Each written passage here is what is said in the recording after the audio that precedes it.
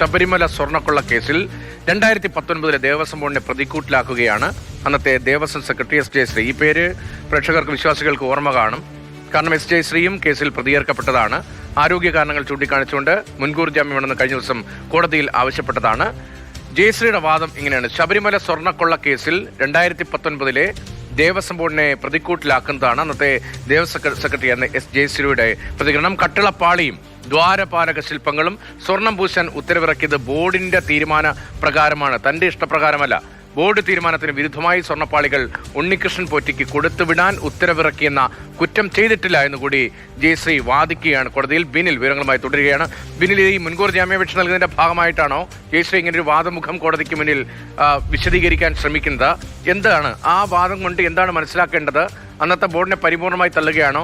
Board ഉത്തരവാദിയാണ്, പരിപൂർണമായി board തന്നെയാണ് കുറ്റക്കാർ, അല്ലെങ്കിൽ തെറ്റാണെങ്കിൽ അതിന്റെ ഉത്തരവാദിത്തം ബോർഡിന് മാത്രമാണ് എന്ന് വാദിക്കുകയാണോ ജയശ്രീ?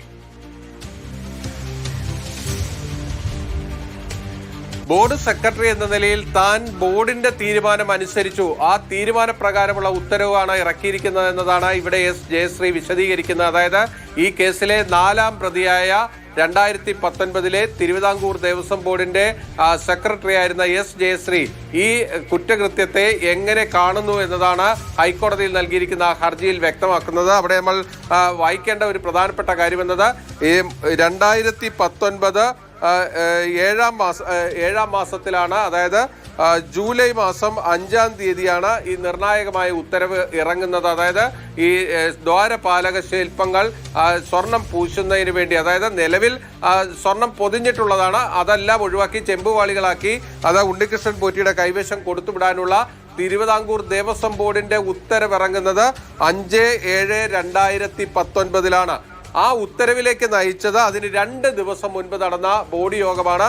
ആ ബോർഡ് യോഗത്തിന്റെ തീരുമാനമാണ് താൻ ഉത്തരവിലൂടെ നടപ്പാക്കിയത് എന്നതാണ് എസ് ജയശ്രീ പറയുന്നത്. അവിടെ ബോർഡിൽ ഉത്തരവാദിത്തമുണ്ട്. ഇതിന്റെ ആകത്തുക എങ്ങനെയാണല്ലോ ദേവസ്വം ബോർഡ് 2019 ദേവസ്വം ബോർഡിന്റെ തീരുമാനപ്രകാരം എന്ന് പറയുമ്പോൾ 2019 Devaswom board president, Devaswom board അംഗങ്ങൾ, ഇപ്പോൾ ഈ വാദിക്കുന്ന ജയശ്രീ ഉൾപ്പെടെ ദേവസ്വം ബോർഡിന്റെ സെക്രട്ടറി ഉൾപ്പെടെ ഇക്കാര്യത്തിൽ കുറ്റക്കാരാണ് എന്ന് വ്യക്തമാകുന്നു. ഇനി ജയശ്രീയുടെ വാദം കോടതി അംഗീകരിക്കുകയാണെങ്കിൽ പോലും അന്നത്തെ ദേവസ്വം ബോർഡ്, അല്ലാതെ ഇത് ഉദ്യോഗസ്ഥലത്തിലെയോ ഏതെങ്കിലും ഒരു ഉണ്ണികൃഷ്ണൻ പോറ്റിയുടെ ഭാഗത്തുണ്ടായ ക്രിമിനൽ ഒഫൻസ് അല്ല എന്ന കാര്യം അന്നത്തെ സെക്രട്ടറി തന്നെ, ദേവസ്വം ബോർഡിന്റെ സെക്രട്ടറി തന്നെ വ്യക്തമാക്കുന്നു എന്നാണ് ഇതിന്റെ ഗൗരവം വർദ്ധിപ്പിക്കുന്നത്.